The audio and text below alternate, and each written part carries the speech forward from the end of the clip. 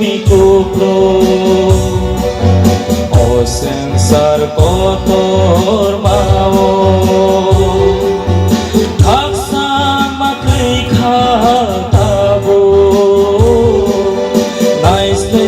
lai masi mikuplo subrai no kare kai ke bokere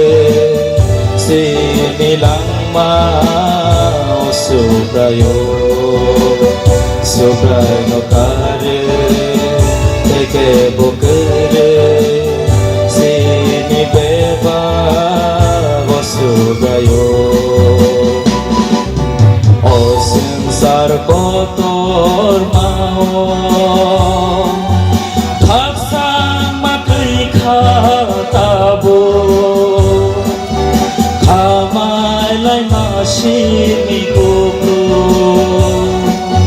o sensar kotor mao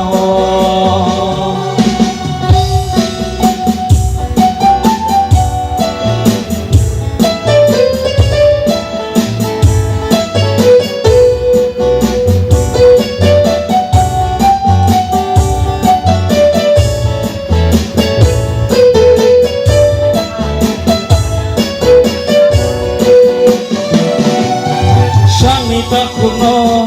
naiste na problem kai tor no hamza kai manya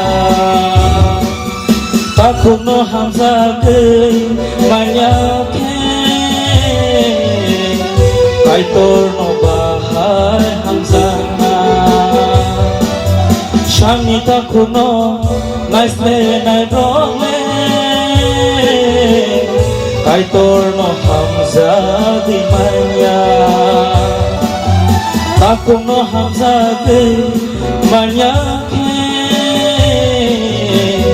kai tor no hamza di manya sogar no kare teke bokere sini lama sugayo sogar no kare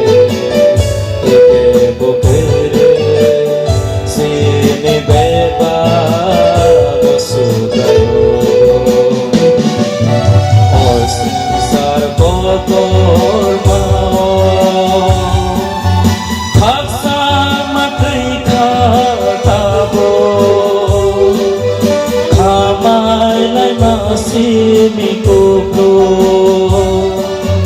o sensar kotor mao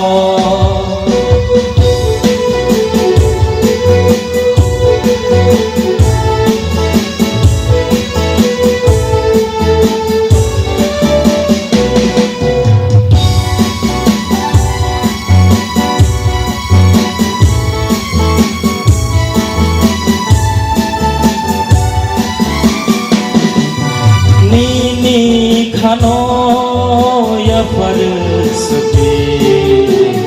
sugai no me thanga sugai no poi to khai di le mu thang za tane ni khano ya farsuki sugai no thanga subrai non poi to khai di le mu thang za gane subrai non poi to khai di le mu thang za gane o sensar kotor khatabo khamai lai masi mikuplo o sensar kotor mao makri khatabo naiste lai masi mikuplo amai lai masi tu ko